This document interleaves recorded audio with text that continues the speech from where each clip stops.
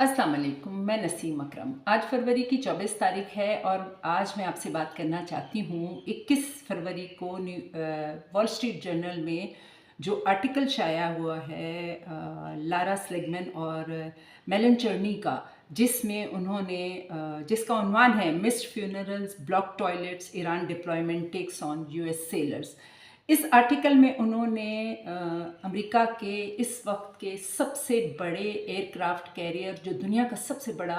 Aircraft carrier है, Gerald Ford के हवाले से बात की है। और उन्होंने ये कहा, उस आर्टिकल में ये बताया है कि अमेरिकी सदर ट्रंप ने दूसरी मर्तबा जो इस एयरक्राफ्ट कैरियर की एक्सटेंशन की है डिप्लॉयमेंट में, उसके बाद जो जेरल्ड फोर्ड है, इसका अमला जो तकरीबन 5,000 क्रू मेंबर्स हैं वो फटीग में हैं, और जो इसके रिसोर्सेज हैं वो एज़ पर जो मैरीटाइम प्रोटोकॉल्स होते हैं डिप्लॉयमेंट के, उसके हवाले से वो एग्जॉस्ट हो गए हैं, टॉयलेट्स ब्लॉक हो गई हैं, और जो क्रू है वो इमोशनली बहुत स्ट्रेस में है, क्योंकि उनके इतने लंबे अरसे से समंदर में रहने की वजह से उनकी फैमिलीज़ जो हैं वो बहुत ज़्यादा स्ट्रेस्ड हैं। वो अपनी फैमिलीज़ की फ्यूनरल्स में नहीं जा पाए, उनके बच्चे उन्होंने उनके पीछे जन्म लिया, और वो अपने फैमिली के साथ जो एक उनकी दूरी है उसने उन्हें ज़हनी और जज्बाती तौर पर दबाव का शिकार कर दिया है। और इस तरह से ये एक इमोशनल जो ट्रॉमा है पर्सनल्स का, वो इस एयरक्राफ्ट कैरियर के जो सेलर्स हैं उनमें दिखाई दे रहा है। अमेरिका का जो ये लार्जेस्ट एयरक्राफ्ट कैरियर है जेरल्ड फोर्ड, इसको तकरीबन 13.3 बिलियन डॉलर की मालियत से इसे तैयार किया गया, और ये 2017 में कमीशन हुआ था। इस वक्त इसने 20 फरवरी की खबरों के मुताबिक इसने जिब्राल्टर स्ट्रेट को क्रॉस कर लिया, और इस वक्त ये मेडिटरेनियन में ऑपरेट कर रहा है। अमेरिका जिस तरह से मिडल ईस्ट के अंदर ईरान के ख़िलाफ़ अपनी नेवल पावर को जो जमा कर रहा है, उसके बाद ये बहुत जल्द ये फैसला हो जाएगा कि अमेरिका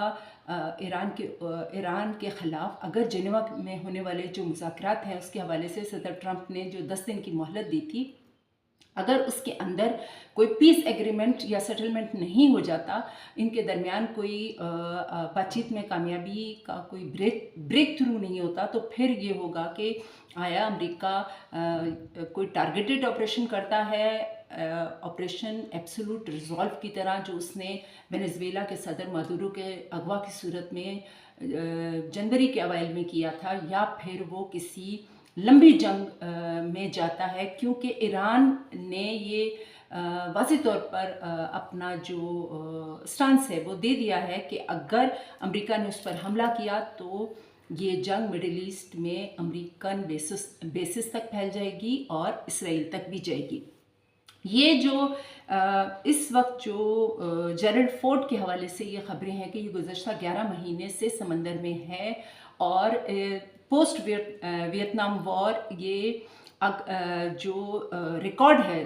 सबसे ज़्यादा दिनों तक समंदर में डिप्लॉयमेंट का जो रिकॉर्ड है वो तकरीबन 294 डेज़ का है, जो 2020 में इब्राहिम लिंकन जो एयरक्राफ्ट कैरियर है उसका है। उससे पहले ये जो रिकॉर्ड था वो 2021 में निमिट्स के पास था, जो एयरक्राफ्ट कैरियर यूएस का था, जो 321 दिन का था। अगर जेरल्ड फोर्ड मिड अप्रैल तक समंदर में रहता है तो ये 300 प्लस डेज तक समंदर में रहने का एक नया रिकॉर्ड होगा, जो आमतौर पर 290 दिन से ज़्यादा, अगर कोई नेवल एयरक्राफ्ट कैरियर्स की डिप्लॉयमेंट जो है 290 दिन से क्रॉस करे तो वो एक सरप्राइज साइज्ड मिशन उसे करार दिया जाता है, जो कि आम हालात में नहीं होता। इसी से अंदाज़ा लगाया जा सकता है कि अमेरिका ईरान के ख़िलाफ़ किस किस्म की अज़ाइम रखता है। वो अपनी जो मिलिट्री माइट है और उसका जो नेवल पावर है उसको ईरान के ख़िलाफ़ जंग में झोंकने के लिए कितना डिटरमिन है।